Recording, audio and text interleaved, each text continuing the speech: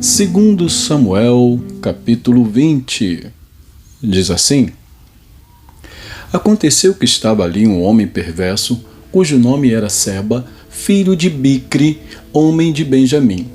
Ele tocou a trombeta e disse: Não temos parte em Davi, nem herança no filho de Jessé. Cada um para as suas tendas, ó Israel. Então todos os homens de Israel se separaram de Davi e seguiram Seba, filho de Bicri. Mas os homens de Judá se apegaram ao seu rei, conduzindo-o desde o Jordão até Jerusalém. E Davi foi para o seu palácio em Jerusalém. O rei tomou as 10 concubinas que tinha deixado para cuidar do palácio e as pôs em custódia e as sustentou, porém não teve relações com elas. Elas ficaram enclausuradas até o dia em que morreram, vivendo como viúvas. O rei disse a Amasa: Convoque para dentro de 3 dias os homens de Judá e apresente-se aqui. Amasa saiu para convocar os homens de Judá, mas demorou-se além do tempo que lhe havia sido dado. Então Davi disse a Abisai: Agora Seba, o filho de Bicri, nos fará mais mal do que Absalão. Por isso, pegue os servos do seu senhor e vá atrás deles, para que não ache para si cidades fortificadas e nos escape. Então saíram com ele os soldados de Joabe, a guarda real e todos os valentes. Saíram de Jerusalém para perseguir Seba, filho de Bicri. Quando chegaram à pedra grande que está em Gibeão, Amasa veio ao encontro deles. Joabe usava trajes militares e sobre eles um cinto, no qual, presa aos seus lombos, estava uma espada dentro da bainha. Quando Joabe se adiantou, sua espada caiu. Então Joabe disse a Amasa: Você vai bem, meu irmão? E, com a mão direita, pegou na barba de Amasa para o beijar. Amasa não reparou na espada que estava na mão de Joabe. Assim este o feriu com ela na barriga e lhe derramou por terra os intestinos. Amasa morreu sem que fosse preciso dar um segundo golpe. Então Joabe e o seu irmão Abisai perseguiram Seba, filho de Bicri. Mas um dos moços de Joabe parou junto do corpo de Amasa e disse: Quem está do lado de Joabe e é por Davi, siga Joabe. Amasa estava envolto no seu sangue no meio do caminho. Quando o moço viu que todo o povo parava, arrastou Amasa do caminho para o campo e lançou um manto sobre ele, porque ele via que todo aquele que chegava perto dele parava. Depois que o corpo foi afastado do caminho, todos os homens seguiram Joabe para perseguirem Seba, filho de Bicri. Seba passou por todas as tribos de Israel até Abel-Bet-Maaca, e apenas os beritas se ajuntaram todos e o seguiram. Joabe e os seus homens vieram e o cercaram em Abel-Bet-Maaca, e levantaram contra a cidade um montão da altura da muralha. E todo o povo que estava com Joabe batia na muralha para a derrubar. Então uma mulher sábia gritou de dentro da cidade: Escutem, escutem! Digam a Joabe que venha cá para que eu fale com ele. Quando ele chegou perto, a mulher perguntou: Você é Joabe? Ele respondeu: Eu sou. Ela lhe disse: Ouça as palavras desta sua serva. Joabe respondeu: Estou ouvindo. Então ela disse: Antigamente se costumava dizer: Peçam conselho na cidade de Abel, e assim as questões eram resolvidas. Eu sou uma das pacíficas e das fiéis em Israel, e você procura destruir uma cidade que é mãe em Israel. Por que você quer devorar a herança do Senhor? Então Joabe respondeu: Longe, longe de mim que eu devore e destrua. A coisa não é assim. Porém, um homem da região montanhosa de Efraim, chamado Seba, filho de Bicri, levantou a mão contra o rei, contra Davi. entregue-me só este, e eu vou me retirar da cidade. Então a mulher disse a Joabe: eis que a cabeça dele será jogada por cima da muralha para você. Então a mulher, na sua sabedoria, foi falar com todo o povo, e cortaram a cabeça de Seba, filho de Bicri, e a jogaram para Joabe. Então Joabe tocou a trombeta, e eles se retiraram da cidade, cada um para a sua casa. E Joabe voltou a Jerusalém para junto do rei. Joabe era comandante de todo o exército de Israel. Benaia, filho de Joiada, era o comandante da guarda real. Adorão era chefe dos que estavam sujeitos a trabalhos forçados. Josafá, filho de Ailude, era o cronista. Seva era o escrivão. Zadok e Abiatar eram os sacerdotes. E também Ira, o Jairita, era ministro de Davi. Capítulo 21. Nos dias do rei Davi, houve uma fome de 3 anos consecutivos. Davi consultou o Senhor, e o Senhor lhe disse: é por causa de Saul e de sua família sanguinária, porque ele matou os gibeonitas. Então o rei chamou os gibeonitas e falou com eles. Os gibeonitas não eram dos filhos de Israel, mas do resto dos amorreus. Os filhos de Israel lhes tinham jurado poupá-los, porém Saul procurou destruí-los no seu zelo pelos filhos de Israel e de Judá. Davi perguntou aos gibeonitas: o que vocês querem que eu faça por vocês? E que resgate lhes darei para que abençoem a herança do Senhor? Os gibeonitas responderam: a nossa questão com Saul e com a sua casa não tem nada a ver com prata nem com ouro.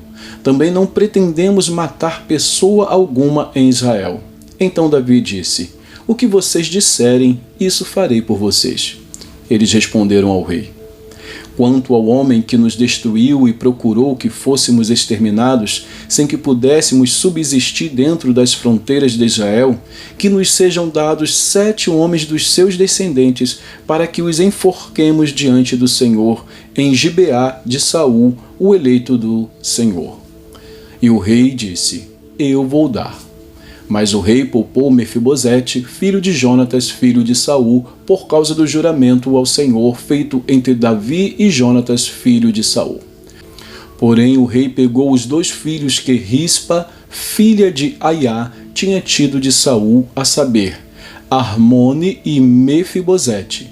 Pegou também os 5 filhos que Merabe, filha de Saul, tinha tido de Adriel, filho de Barzilai, Meolatita. Davi os entregou nas mãos dos gibeonitas, que os enforcaram no monte diante do Senhor, e os 7 morreram ao mesmo tempo. Foram mortos nos dias da colheita, nos primeiros dias, no princípio da colheita da cevada. Então Rispa, filha de Aiá, pegou um pano de saco e o estendeu para si sobre uma tocha, desde o princípio da colheita até que caiu água do céu sobre os corpos. E não deixou que as aves do céu se aproximassem deles de dia, nem os animais do campo de noite. Contaram a Davi o que Rispa, filha de Aiá e concubina de Saul, havia feito. Então Davi foi e tomou os ossos de Saul e os ossos de Jonatas, seu filho, dos moradores de Jabes-Gileade, os quais os furtaram da praça de Bet-Seã, onde os filisteus os tinham pendurado no dia em que mataram Saul em Gilboa. Dali transportou os ossos de Saul e os ossos de Jonatas, seu filho, e ajuntaram também os ossos dos enforcados. Sepultaram os ossos de Saul e de Jonatas, seu filho, na terra de Benjamim, em Zela, no túmulo de Quis, seu pai. Fizeram tudo o que o rei havia ordenado. Depois disto, Deus se tornou favorável para com a terra. De novo, os filisteus fizeram guerra contra Israel. Davi foi com os seus soldados e lutaram contra os filisteus. E Davi ficou muito cansado. Isbi-Benob descendia dos gigantes. O peso do bronze de sua lança era de quase 4 quilos e estava cingido de uma armadura nova. Este disse que mataria Davi. Porém, Abisai, filho de Zeruia, socorreu Davi, atacou o filisteu e o matou. Então os homens de Davi lhe juraram, dizendo: Nunca mais o Senhor sairá conosco à batalha, para que a lâmpada de Israel não se apague. Depois disto, houve ainda em Gobe outra batalha contra os filisteus. Foi então que Sibecai, o Uzatita, matou Safe, que era descendente dos gigantes. Houve ainda em Gobe outra batalha contra os filisteus, e Elanã, filho de Jaare-Oregim, o belemita, matou Golias, o geteu, cuja lança tinha a haste como eixo de tecelão. Houve ainda outra batalha em Gate. Ali havia um homem de grande estatura, que tinha 6 dedos em cada mão e em cada pé, 24 ao todo. Também este descendia dos gigantes. Quando ele insultou Israel, Jonatas, filho de Simeia, irmão de Davi, o matou. Esses 4 eram descendentes dos gigantes em Gate, e foram mortos por Davi e seus soldados. Vamos a Ezequiel. Ezequiel, capítulo 12. Ezequiel 12 diz assim: A palavra do Senhor veio a mim dizendo: Filho do homem, você mora no meio da casa rebelde, que tem olhos para ver e não vê, tem ouvidos para ouvir e não ouve, porque é casa rebelde. Filho do homem, prepare a bagagem de exílio e durante o dia, à vista deles, vá para o exílio. Do lugar onde você está, vá para outro lugar à vista deles. Talvez eles entendam, embora sejam casa rebelde. À vista deles, durante o dia, traga para fora a sua bagagem de exílio. Depois, à tarde, saia à vista deles, como se estivesse indo para o exílio.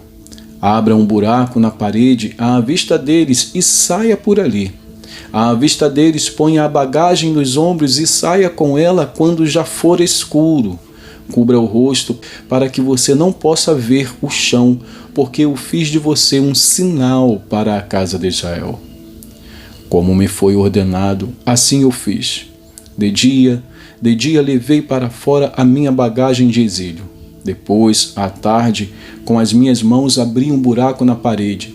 Saí quando já era escuro, levando nos ombros a bagagem à vista deles. Pela manhã, a palavra do Senhor veio a mim, dizendo: Filho do homem, a casa de Israel, aquela casa rebelde, não lhe perguntou o que você estava fazendo? Pois diga-lhes: Assim diz o Senhor Deus. Esta sentença refere-se ao que governa em Jerusalém e a toda a casa de Israel que está no meio dela.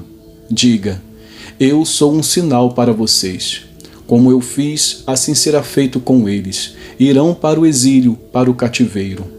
O príncipe que está no meio deles levará nos ombros a bagagem e no escuro sairá. Abrirá um buraco na parede para sair por ele. Cobrirá o rosto para que os seus olhos não vejam o chão. Também estenderei a minha rede sobre ele e será apanhado nas minhas malhas.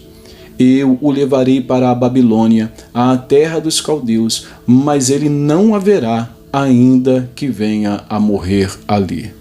Espalharei aos 4 ventos todos os que, para o ajudarem, estão ao redor dele e todas as suas tropas. Irei atrás deles com a espada na mão. Saberão que eu sou o Senhor, quando eu os dispersar entre as nações e os espalhar por outras terras.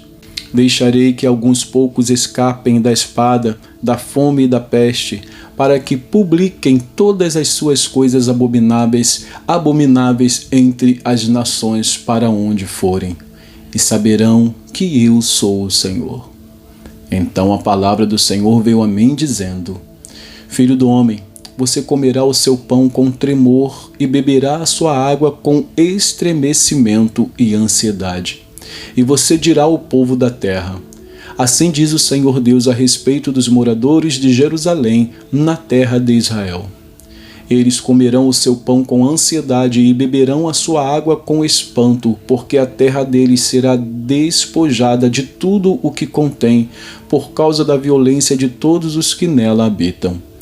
As cidades habitadas cairão em ruínas, e a terra se tornará em desolação, e vocês saberão que eu sou o Senhor. A palavra do Senhor veio a mim dizendo: Filho do homem, que provérbio é esse que vocês têm na terra de Israel? Os dias passam e as profecias fracassam. Portanto, diga-lhes: assim diz o Senhor Deus, darei um basta nesse provérbio, e ele não será mais usado em Israel. Mas diga-lhes: os dias vêm vindo e as profecias vão se cumprindo, porque não haverá mais nenhuma profecia falsa nem adivinhação lisonjeira no meio da casa de Israel.